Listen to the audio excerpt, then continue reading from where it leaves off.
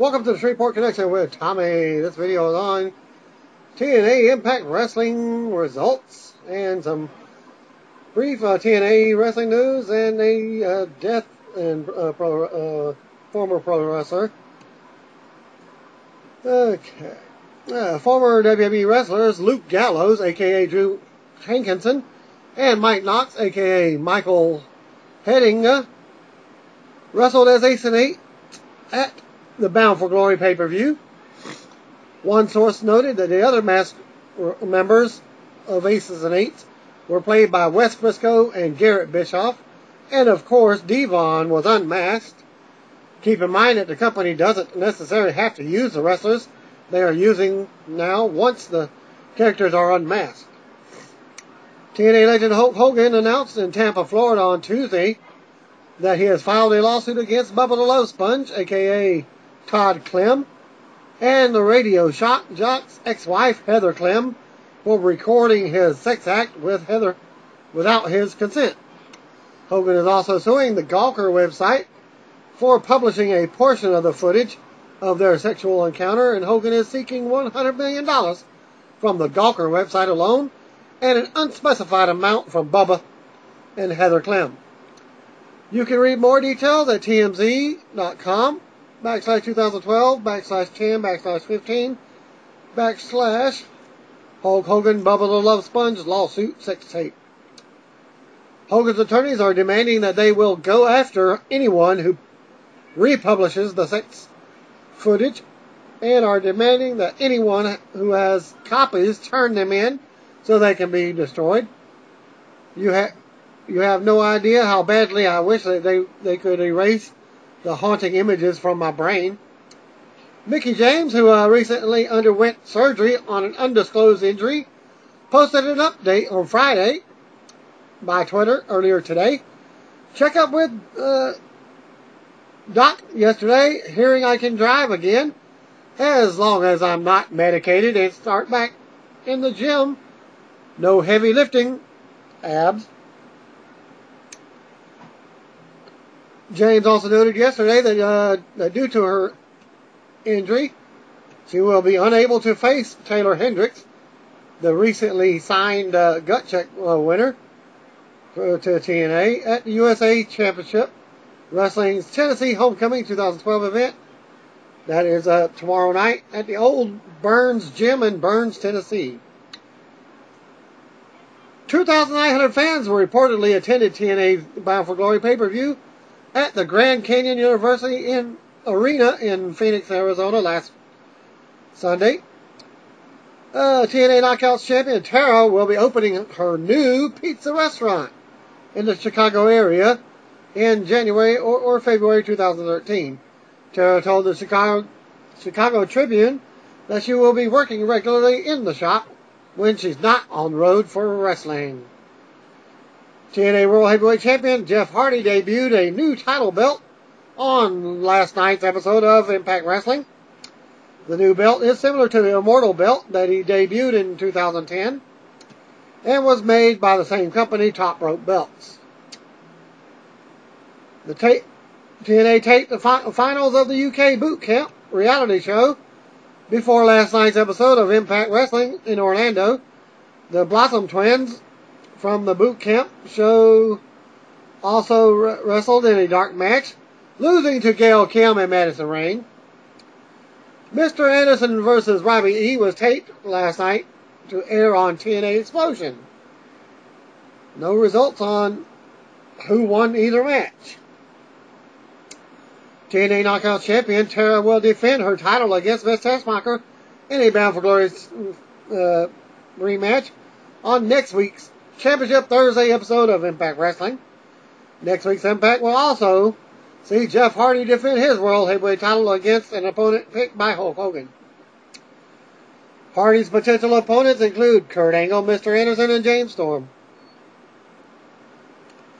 Longtime pro wrestler and agent Mike Graham, a.k.a. Michael Gossett, died Friday in Daytona, Florida at the age of 61.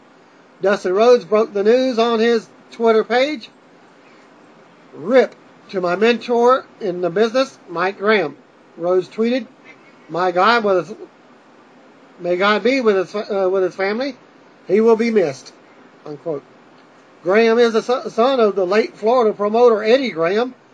He started in his in-ring career in 1972 at his father's promotion. And he wrestled throughout the 80s and occasionally in the early 90s. He then worked as a road agent for WCW and inducted his father into the WWE Hall of Fame in 2008. Michael Gossett, professionally known as Mike Graham, passed away at the age of 61, according to F4W Online. Multiple sources said that his death was a result of a self-inflicted gunshot wound to the head. He was in Daytona Beach, Florida for Bike-toberfest, and his wife found him deceased. Graham's father, Eddie Gossett, famously known as Eddie Graham, an influential Florida wrestling promoter, also committed suicide by a self-inflicted gunshot. This occurred on January 21st, 1985, following a lifelong battle with alcoholism. Limit on alcohol. Meanwhile, the official WWE website issued the following statement. This afternoon, WWE is saddened to learn of the passing of Mike Graham, 61, son of legendary Eddie Graham. While never under contract with WWE, he was part of our extended family. The sports entertainment world lost a beloved member today. WWE extends its sincerest condolences to his family and friends. Graham who was named as Pro Wrestling Illustrated's Rookie of the Year in 1972, competed through the early 1990s for various promotions, including Championship Wrestling from Florida, the American Wrestling Association, and World Championship Wrestling. He continued to work for WCW through 2000 as an agent and trainer, and in 2008 he accepted his father's posthumous induction into the WWE Hall of Fame. Hogan isn't the only man to have a sexual encounter with his Heather Clam female.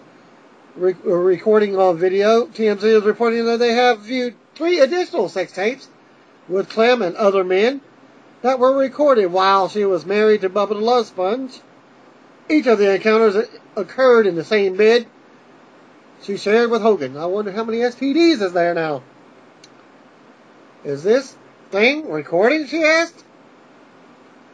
An unidentified man in one of the videos. Okay, not that I don't trust you, but I will get in trouble if it doesn't.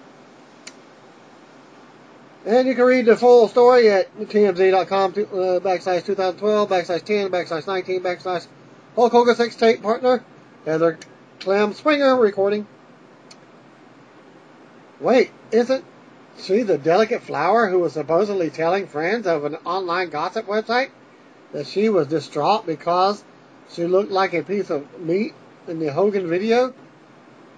She could also be heard telling Hogan in their video that she was with Bubba earlier in the day. She's not filet mignon. She's more like cheap-ass steakum. Hell, to me, she'd be like, what's that meat? Potted meat? Yeah, tastes bad. Well, okay, now for Impact Wrestling results.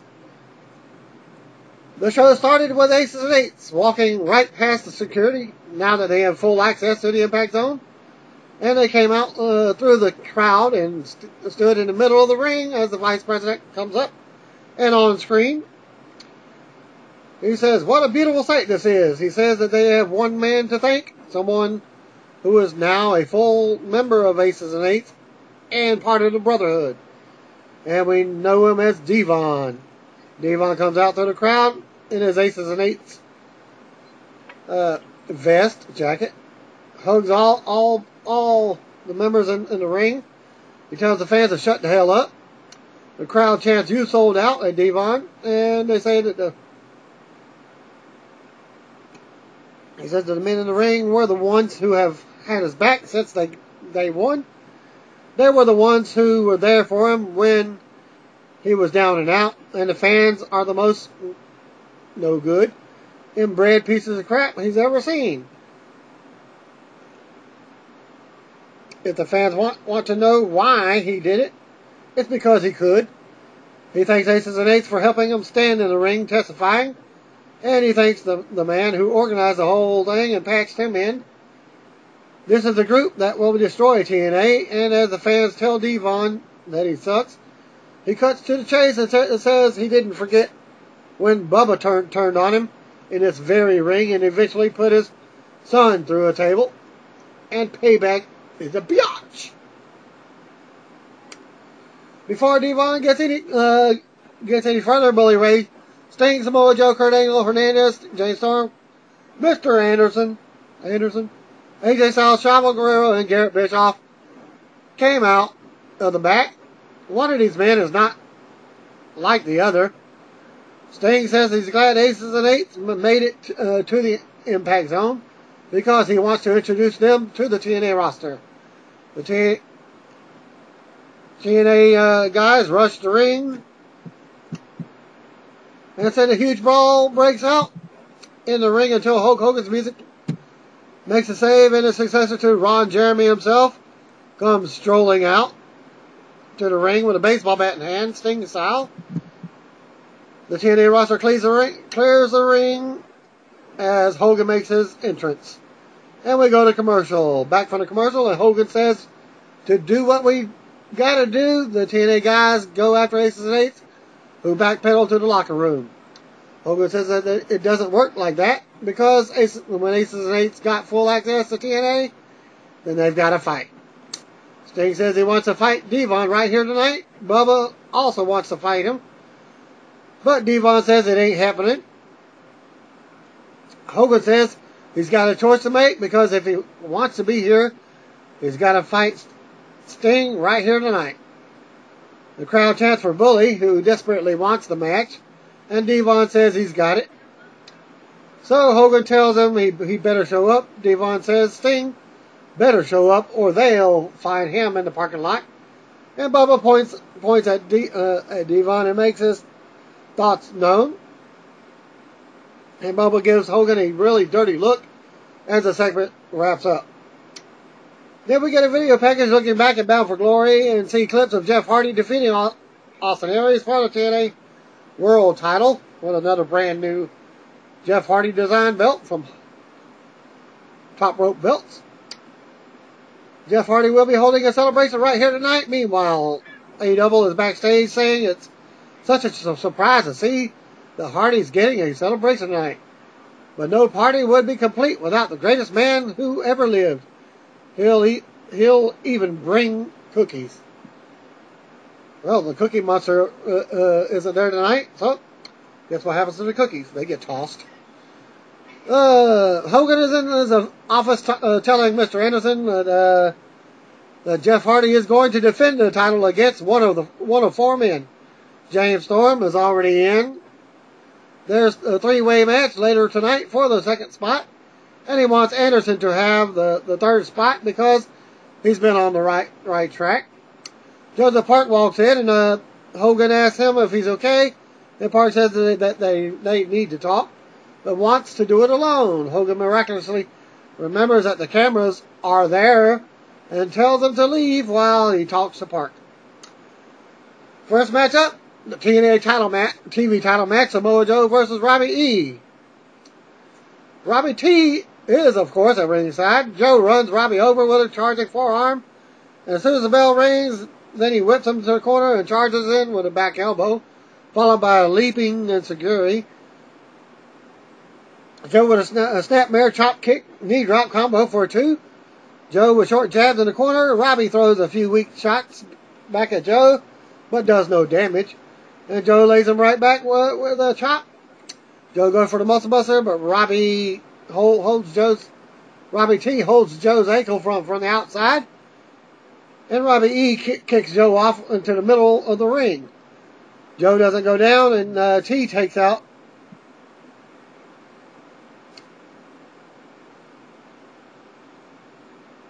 him out with a dive through the ropes.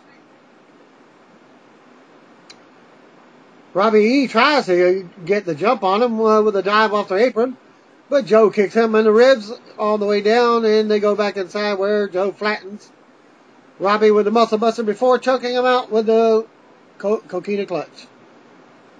So Samoa Joe retains. Robbie T runs in the ring and tries to go after Joe, but Joe sees him coming and ducks the clothesline, then chokes him out with a cocaine clutch as well. Crowd loves the Samoa Joe. Tara is backstage working out by getting gorilla pressed by this Chippendales dude Tara's with. I have no idea who he is, but he says he's Jesse from Big Brother. They talk TMZ stuff. I don't get it. And Tara wants her some sugar right now. Unfortunately, she's going to have to wait to get the big one because she's in the next match. So we get Tara versus ODB. ODB is yelling at Eric Young, who presumably is on the set for her TV show, telling him he better keep his ring on as she comes out to the ring. Tara jumps on ODB on her way to the ring, but that backfires as ODB completely overpowers Tara before taking her ring off and sticking it in her pocket so it won't get broken while she roughs Tara up. ODB with a running power slam, British Bulldog style, then grabs her cell phone to make sure EY is still there before cramming Jesse's face into her boobs. She goes back to talking to EY, but Tara jumps her from behind and yells, "That is my man," over and over while she drives forearms into the back of ODB's skull. Tarantaro forces the break, so Tara picks up ODB in a hangman's noose and then yanks her to the mat by the hair. She shoves Terrell out of the way and she continues dishing out punishment while yelling to Jesse that she's got her and asks how her hair looks. Tara with another hangman's noose. Then she goes to make out with Jesse. But now ODB is pissed. She takes a swig from her flask, runs Tara into Jesse, and this makes the TKO for the win.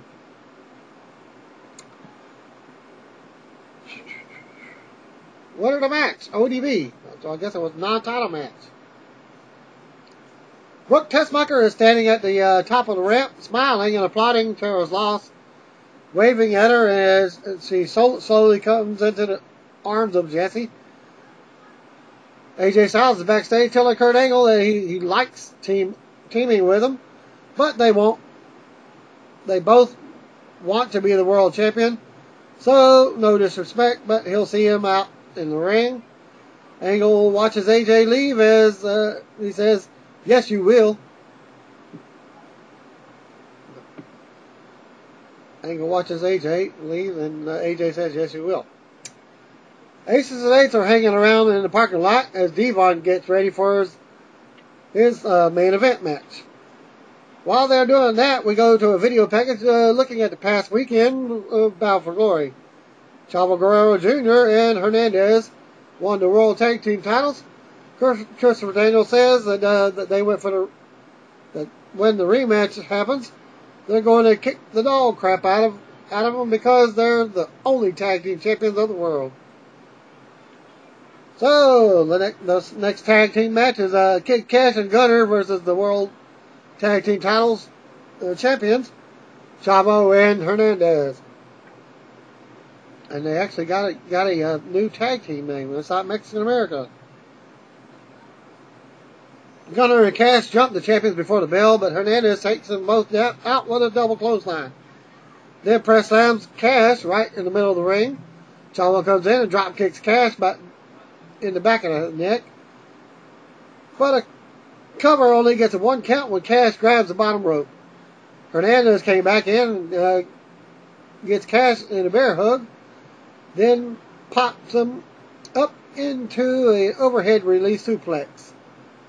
Cash bites Hernandez in the face to slow him down. Then Gunner tagged in and unloaded on Hernandez with a forearm. Hernandez quickly recovered and took Gunner out. Chavo comes in with a slingshot senton for a 2 on Gunner. Chavo winds up in the wrong part of town and takes a 2-on-1 beating for several minutes before finally tagging out to Hernandez, who slingshots into the ring with a shoulder block on Cash. Then he takes both opponents out with clotheslines before pouncing Cash out of his boots. Chavo tags in and hits the flying body press for the win. Jeff Hardy is backstage and he's walking. Joseph Park is in Hogan's office with Sting. He wants to get his hands on Aces and Eights. Bully Ray comes in and asks to speak to Hogan alone. Hogan says no because they're all on the same team. He thanks Sting for letting him team with him, and sorry for that. That he let him down. They do the pound, and Sting says he wasn't let down. Then Bubba says he knows who is his brother. He knows who his brother and wants to be the one to get answers out of Devon. Hogan says he's in the three-way for the title shot at Jeff Hardy, and he should worry about that and let Sting take care of Devon. And Bubba says Hogan needs to trust him more. Another video package of A Double versus Hardy, or the same one maybe, I'm not sure. Then we're off to the ring as Hardy with the new entrance music. That's like a mix-up of 3 different ones he's used before. Comes out for a celebration. Confetti falls as Hardy high fives and waves to the fans. And boy, do I think this is going to piss Aries off. Hardy says enough. The fans give him a thank you Hardy chant. I assume that they mean Jeff. And he says that he can't wait to defend the party favors. He can't wait to defend the title. Next week in the Impact Zone, A Double's music plays and hits. And he comes out singing and asking Hardy where the women were and where the party favors are. And to leave it to the greatest man who ever lived to make it a party. He got a tray of cookies, and Bobby Roode couldn't.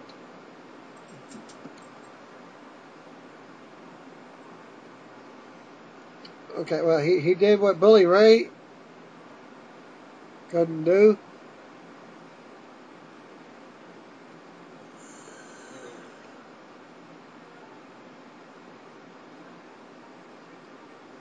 Okay. Alright. I lost my spot here.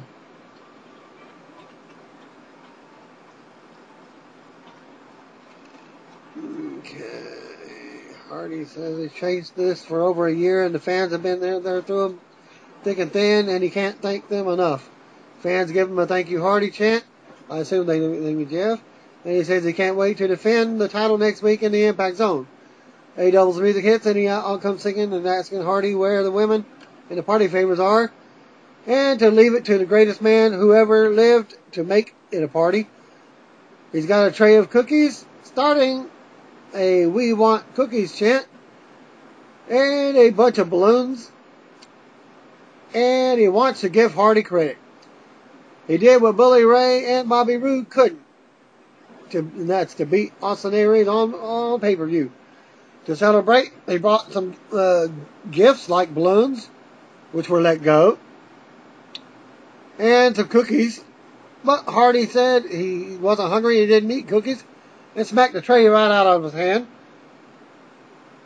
A Double says that this only is the beginning of the battle, and they both know that, because all the pressure and all the stress is on their shoulders, and not everyone can handle that.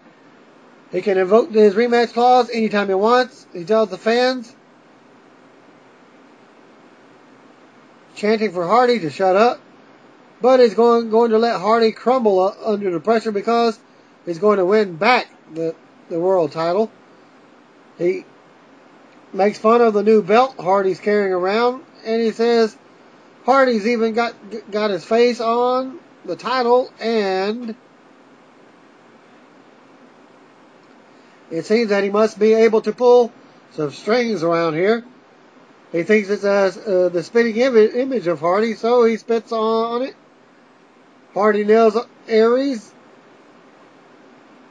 and goes after him, but Aries quickly slides out of the ring and points at his head to say that he's getting in Hardy's head. Daniels is backstage telling the mystery cameraman that he knows it looks like he's down and out, but the Appletini is always half full. He's going to go out there and show Hogan what kind of man he is by beating AJ and Kurt. Then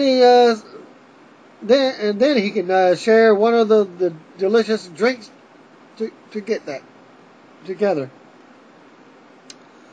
Number 1 contender match: Christopher Daniels versus Kurt Angle versus AJ Styles triple threat. Daniels gets ping pong back and forth between AJ and Angle, and then they gleefully double team him for a minute before they turn their attention to each other. Angle goes behind AJ with a waistlock. AJ tries unsuccessfully to hit a switch, and Angle drills him with a couple of right hands before coming off the ropes right into a drop kick from AJ. AJ rams shoulder blocks into Angle's ribs in the corner, but Daniel sneaks in and rams shoulder blocks into both of them. His run doesn't last long as Angle takes them out with a clothesline before Angle and AJ turn their attention back to each other. Angle nearly backdrops AJ into the next time zone, giving Daniels a windmill backbreaker for himself, an overhead release suplex for AJ, and a release German suplex for Daniels. AJ hits Pele kick. Angle backdrops out of a Styles Clash and rolls through into an ankle lock on AJ. Daniels sneaks in and hits a palm strike on Angle to break the hold. Then rams Angle's shoulder first into the ring post before flattening AJ with an STO for a 2 count. Daniels with a side death drop for 2, then puts AJ in a cop's hold. AJ comes back in and flattens Daniels with a clothesline, but AJ gets a second wind and tears into both guys. A springboard forearm gets a 2 on Angle. Daniels hits a Blue Thunder driver on AJ for 2. Angle gets a T-bone suplex on Daniels. AJ with another Pele kick on Angle. And all 3 men are down. AJ rolls out to the apron and goes for another springboard move. But backdrops a charging Daniels to the floor and takes him out with a Asai moonsault. AJ seems to have hurt his knee on that one, but rolled Daniels back inside and climbs up top up the apron, and Angle rams Daniels into AJ and knocks him off the apron. Then gets the hacker slam on Daniels and covers for the 3 count. So Kurt Angle wins that match and becomes your number 1 contender. AJ seemed disappointed, and Angle goes to shake his hand, but AJ just walks off while shaking his head. Joey Ryan and Matt Morgan catch up with Hogan backstage, and Hogan says he's been a fan of Ryan's work. It says to turn the 87% and turn it into 97%. Hogan asks Morgan what his problem is and why he's been jumping people for months. Morgan says it's because Hogan told him he'd be a big star in his first promo in the company. But Hogan says he's been on Team Morgan since day one and fought for him in meetings with other members of TNA management. Even when he said that he has no charisma, Morgan gets right up in Hogan's face and says he's going to take those criticisms and shove them right up Hogan's ass. Morgan watches him walk off as the show ends.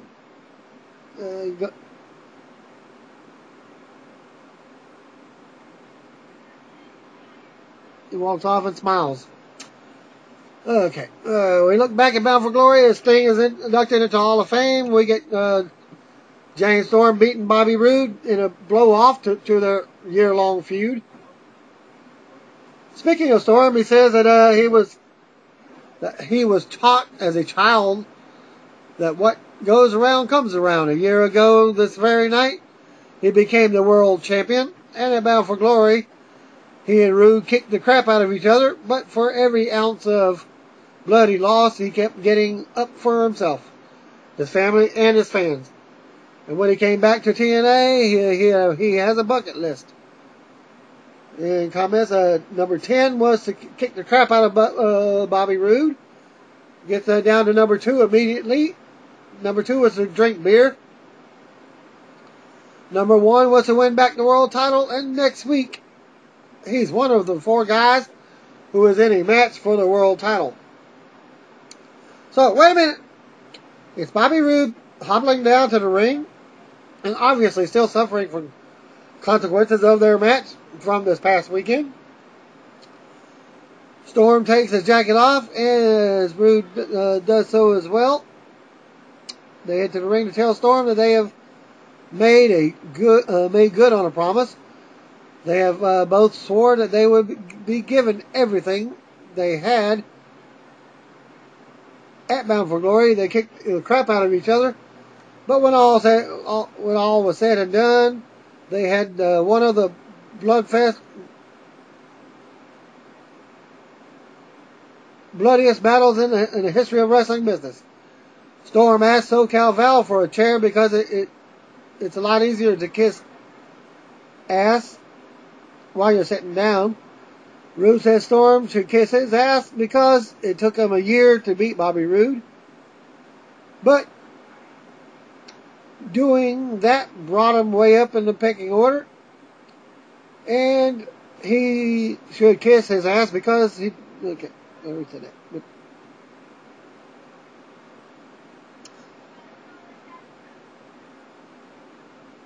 Okay, it's the pecking order, as always, Roode said because he carried him, Storm became the champion. Because he let Storm have the opportunity. And despite his loss at Bound for Glory, Storm knows deep down that Bobby Roode will always be the better man. Storm says nope, and super kicks Roode into next week. Then stands over Roode's conscious form and tells him that he's sorry about his damn luck. Sorry about your damn luck. Devon's backstage and he's pumping iron. And Sting is as well, walking. We see another clip from Sting's Hall of Fame induction. Then it's main event time. It's showtime, folks. Devon versus Sting. Holy crap, Sting took his shirt off for this match. Devon jumps Sting as he gets into the ring, unloading with right hands and choking him in the corner. Devon with more hard right hands, but Sting connect with a clothesline and a flapjack. Then kick Devon's legs.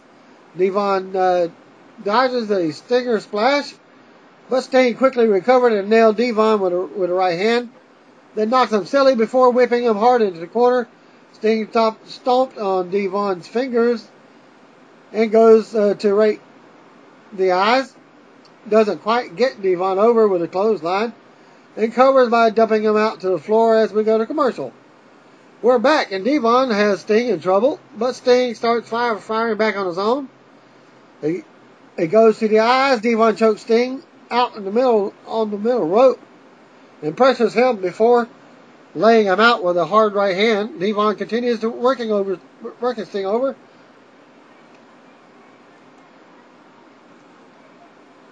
Hitting a diving headbutt for a 2 before locking Sting down with a rear chin lock. Sting elbows his way out, but Devon connects with a flying back elbow before telling the crowd that they're number 1. Devon measures Sting and connects with another right hand, but misses a leaping headbutt off the second rope. And Sting begins to mount a comeback. Sting with a leaping clothesline and a Stinger splash. Then he hits a Scorpion Deathlock and puts Sting in the Scorpion Deathlock. But Devon manages to hold on until like 7 guys from Aces and Eights run in to attack Sting. Winner of the match, Sting by disqualification. Mr. Anderson and Garrett Bischoff run out to make the save, followed by the rest of the TNA guys who went after Aces and Eights. And at the beginning of the show, Bully Ray suddenly becomes running out with a baseball bat of his own. And Aces and Eights head for the hills, as we call it, a week. Well, that was interesting. And that's the Impact news and Impact results. Thanks for viewing. Have a blessed week.